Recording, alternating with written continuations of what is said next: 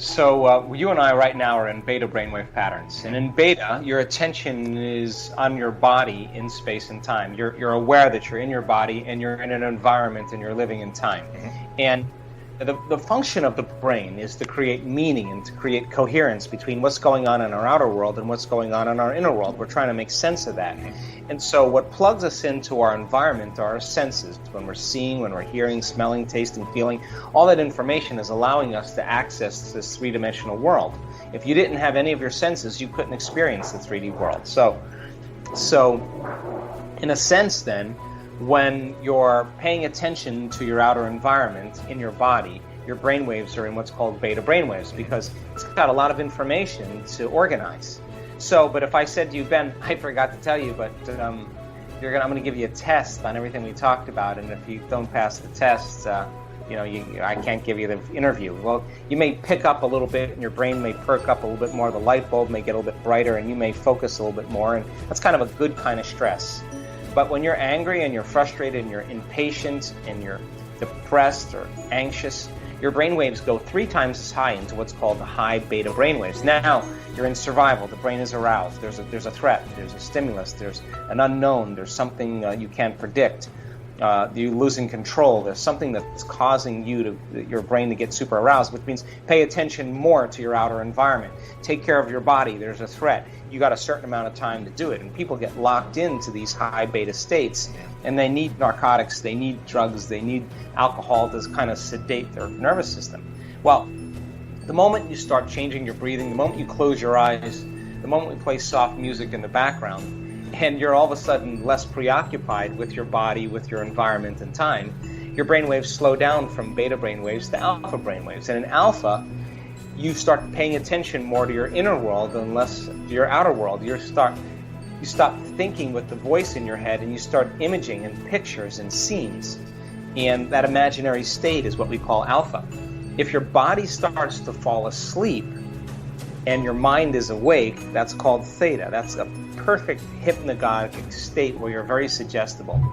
If you go into delta, your body's in a catatonic state, you're unconscious most of the time, although we have certain measurements where we have people in delta and they're awake, and your body's in a restorative state. Now, when you get down, we've seen this in our research, when you start moving down into alpha and theta and the brain starts getting very coherent, very organized, the brain starts to synchronize. The front of the brain starts talking to the back of the brain. The person is connecting. They're not analyzing and they're thinking.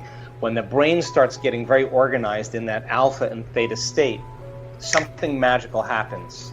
All of a sudden, the theta and alpha state, low alpha and theta, starts to act as a carrier wave. And all of a sudden, the sympathetic nervous system switches on. And all of a sudden, energy from the body starts being released up into the brain. And the brain gets highly aroused, and they go into what's called gamma brainwave patterns. Now the arousal is not coming from the lion in the Serengeti or the coworker that's pissing you off. It's coming from your body's energy, and it's being released back up into the brain, and a gate at the brainstem opens up called the thalamic gate.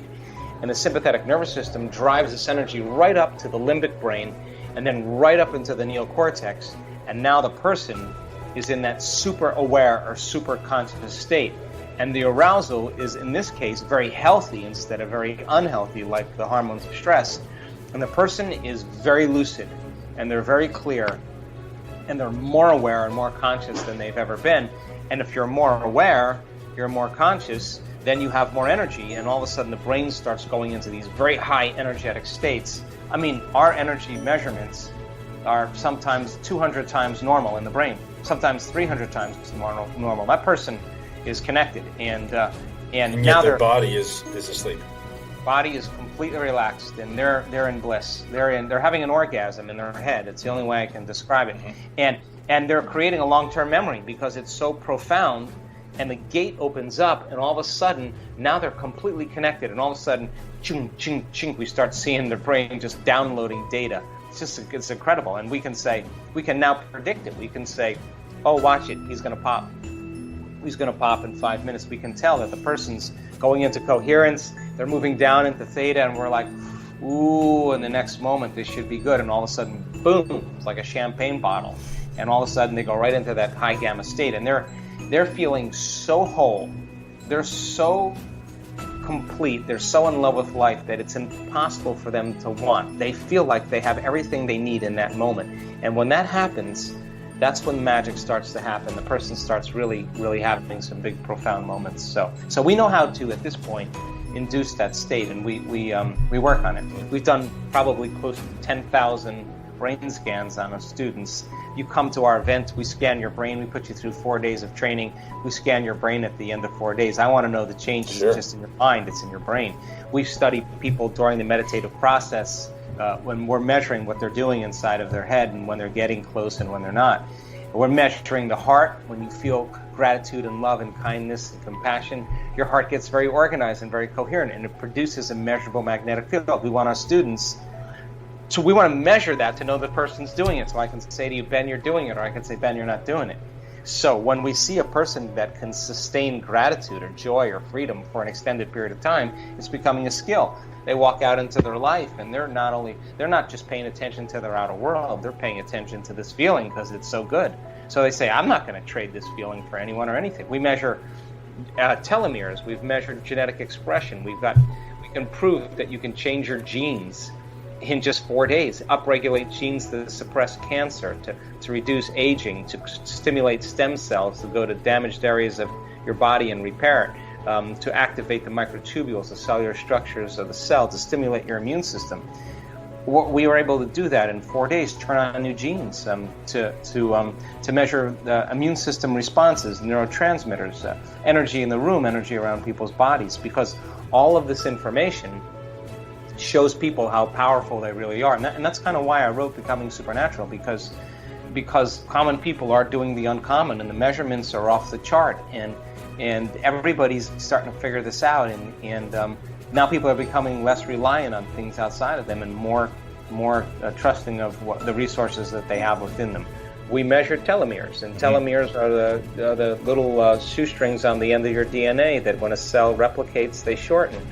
And when people are under psychological or emotional stress or any kind of stress, those telomeres tend to shorten a little faster. And so my theory is, why not reverse it? Let's see if we can elongate them. So we have the data coming in this week, and gosh darn it, if those telomeres lengthen to any degree, 10% means the person got 10% of their life back in 4 days. And I do absolutely believe it's possible. And I'm not going to stop measuring.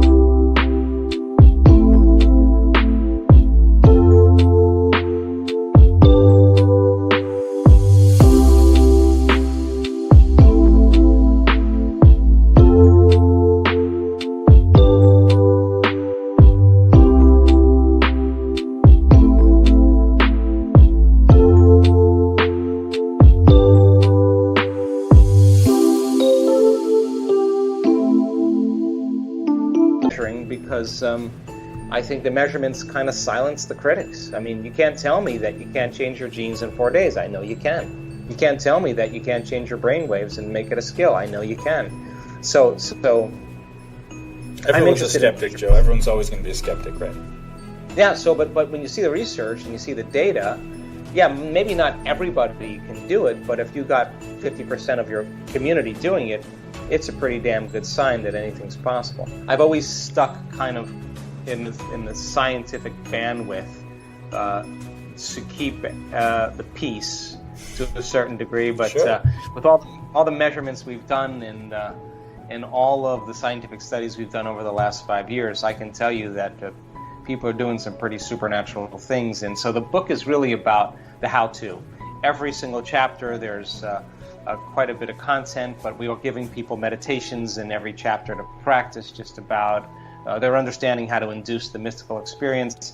They're understanding a specific breath to create gamma brainwave patterns. They're learning about heart coherence. They're learning about a walking meditation, and they're learning different ways to come at it so that they can begin to express a greater degree of themselves. And the measurements that we show in the book are absolutely supernatural. So it kind of validates this idea that we're more powerful and unlimited than we've really thought all along. Look, I mean, it's really simple. I don't have a problem with you putting your attention on your body. I think you should. I think you should really take care of your temple and make sure that you treat it really well. But there's a time when you have to get beyond it. And if you can't get beyond it, then that's your identity. So I think that people come to this work for many different reasons. People come for health conditions or diseases. People come because they want a new life. People come because they want answers. But I don't really care what a person comes for, because ultimately when they start connecting, their values change and they start feeling differently, and they change, and they still have a great body.